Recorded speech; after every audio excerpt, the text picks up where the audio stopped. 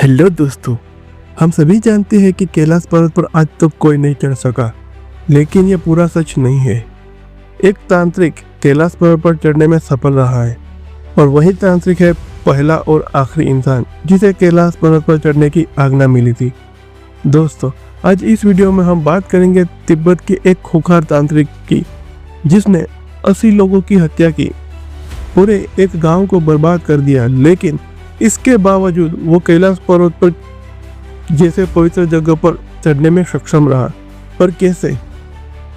जब यह तांत्रिक कैलाश की चोटी पर पहुंचकर जब नीचे आया तो उसने कैलाश पर्वत के रहस्य के बारे में ऐसा क्या बताया कि आज भी लोग तिब्बत में उसी भगवान का रूप मानते हैं। और उसके जीवन में एक ऐसी घटना घटी कि वो खूंखार तांत्रिक एक पूजनीय संत बन जाता है। यह कहानी है मिलारेपा की। आज हम रहस्यों से भरे मिलारेपा के जिंदगी के सच को बताएंगे कि कैसे मिलारेपा एक तांत्रिक बना, कैसे उसने 80 लोगों को मारा, फिर कैसे उसे पूजनीय संत का दर्जा मिला, उसने कैलाश पर्वत पे क्या देखा और कैसे आखिर में मिलारेपा की मौत हो गई। तो दोस्तों, आगे बढ़ने से पहले आप हमारे चैनल को लाइक और सब्सक्राइब कर दें और कमेंट में हर हर महादेव जरूर लिखें। तो बढ़ते हैं आगे। 11वीं शताब्दी के उत्तरार्ध में तिब्बत के दक्षिणी भाग में स्थित एक गांव में थोपड़ नाम के लड़के का जन्म हुआ था, जिसे हम मिलारेपा के नाम से जानते हैं। मिलारेपा का बचपन आराम और प्रेम से में बीता।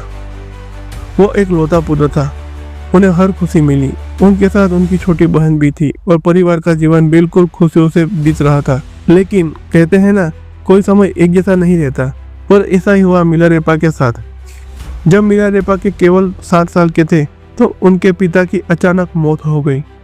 इस मृत्यु ने परिवार को आर्थिक और भावनात्मक रूप से हिला कर रख दिया।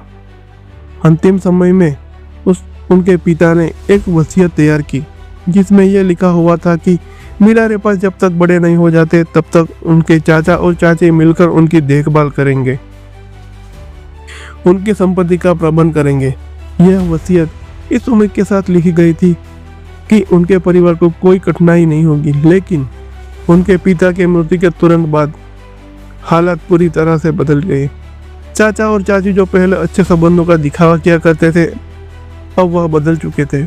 उन्होंने संपत्ति पर पूरा अधिकार कर लिया और मिलारेपा की माँ और बच्चे को नौकरी की तरह काम करवाने के लिए मजबूर कर दिया। जो घर कभी उनके अपना लगता था, अब वह उनके लिए जेल बना गया था। उनका जीवन सम्मान से गिरकर अपमान की और गरीबी में बदल चुका था। मिलारेपा की माँ, जो कभी एक सम्मानित महिला थी, अब अपमान और कष्ट सहने पर मजबूर थी। उनका मन बदले की भावना से भर चुका था। उन्होंने बार बार अपनी संपत्ति वापस पाने की कोशिश की, लेकिन हर बार नाकामी मिली। गांव के लोग इस अन्याय को चुपचाप देख रहे थे, किसी ने उनकी मदद नहीं की और अंत में मिलारेपा की माँ ने एक कठोर निर्णय ले लिया। उन्होंने मिलारेपा से कहा, लगता है हम अपनी संपत्ति वापस नहीं पा सकते हैं, लेकिन हम उनसे बदला तो ले सकते हैं, हम उन्हें बर्बाद तो कर सकते हैं। यह शब्द मिलारेपा की जिंदगी बदलने में वाली थी। बदले की भावना उनके मन में गहराई कर तक समा चुकी थी। उनकी माँ की आज्ञा का पालन करते हुए मिलारेपा ने तांत्रिक विद्या सीखने का निर्णय लिया। वो इसी तलाश में गुरु से मिले। उनके आखिरी गुरु थे यंगटोक, एक भयानक तांत्रिक जिनकी शक्तियां अद्वितीय मानी जाती थी। उनके संरक्षण में मिलारेपा ने तांत्रिक विद्या की गहन शिक्षा ली।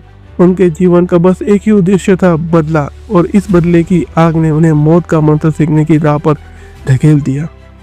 दोस्तों, मौत का मंत्र वो मंत्र था जिसे सीखने के लिए मिलारेपा अपने दुश्मनों के बिना सामने आए मार सकते थे।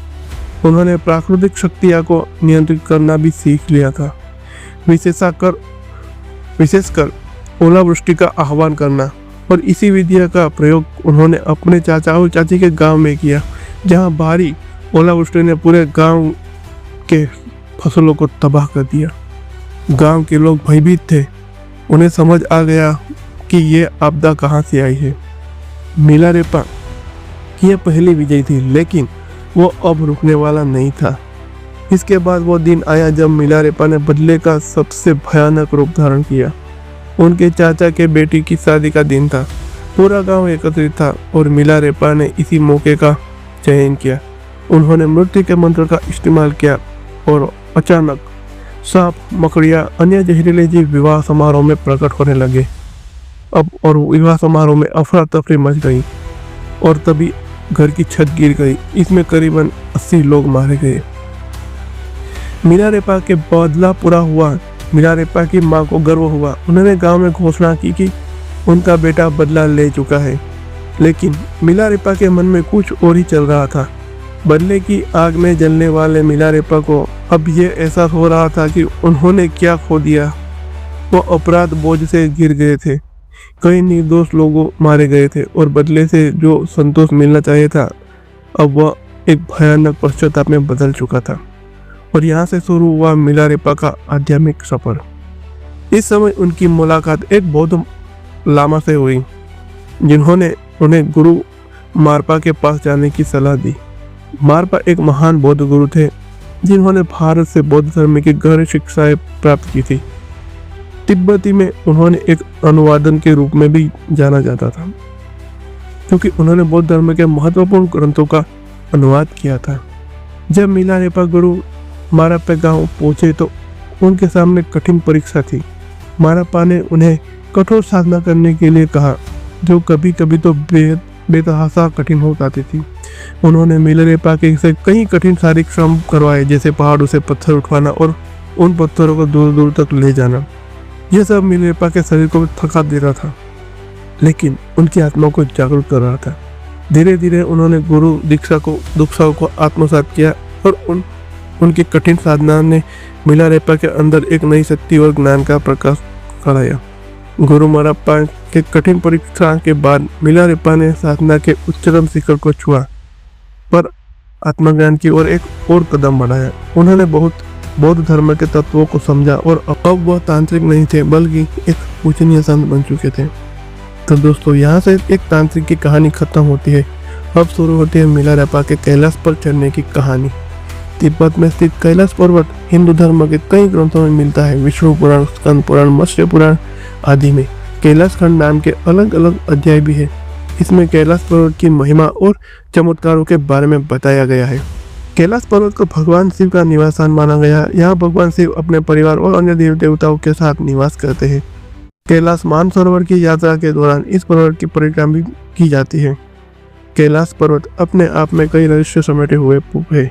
1093 ईस्वी यही वो समय था जब मिलारेपा ने कैलाश पर्वत की चढ़ाई शुरू की। कैलाश की इस यात्रा में उनकी मुलाकात हुई बौद्ध धर्म के एक प्रसिद्ध प्रचारक नोरोबान जैसे। नोरोबान ने मिलारेपा को एक चुनौती दी, जो पहले कैलाश पर्वत की चोटी पर पहुंचेगा उसका कैलाश पर वर्चस्व होगा।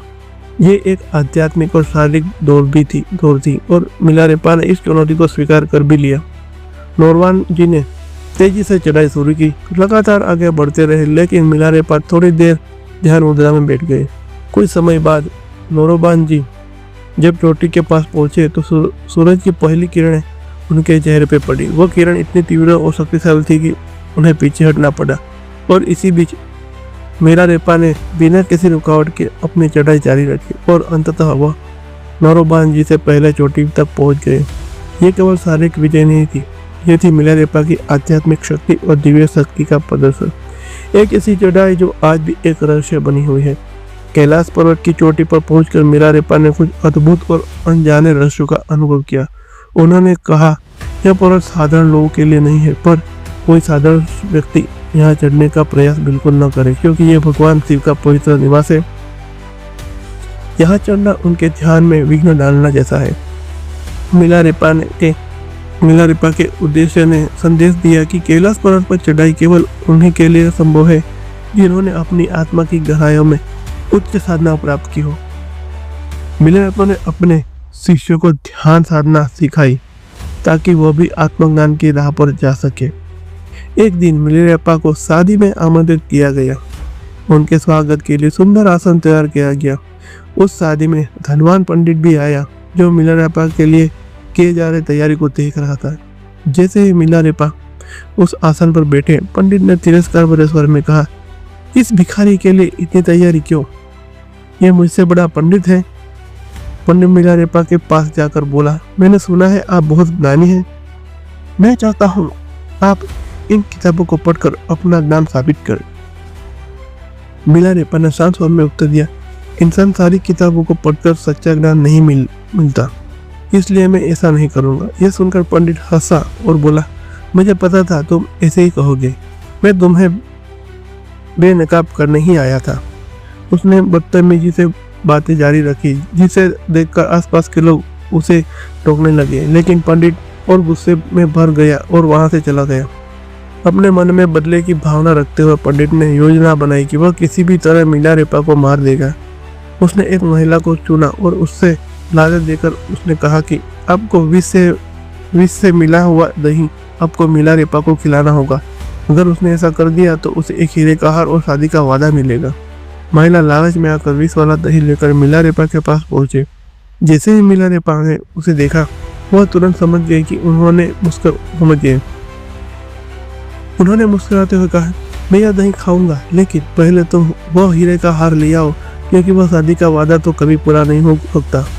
यह सुनकर महिला डर गई और पंडित के पास लौटकर सब कुछ बताया। पंडित ने हार देकर उसे फिर से भेजा।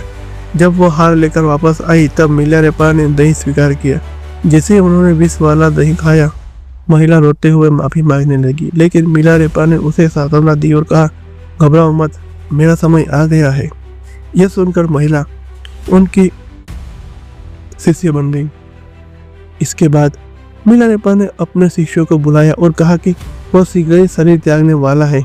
उनके संदेशों को सुनने के लिए न केवल शिष्य बल्कि देवी देवता भी इंतजार कर रहे थे। आकाश से पुष्पों की वर्षा हो रही थी, हवाओं में सुगंध फैल चुकी थी और मधुर संगीत बज रहा था। मिलारेपा ने कैलाश पर्वत की चोटी और झीले के बारे में 1 लाख गीत लिखे थे। तो ये थी मिलारेपा की कहानी।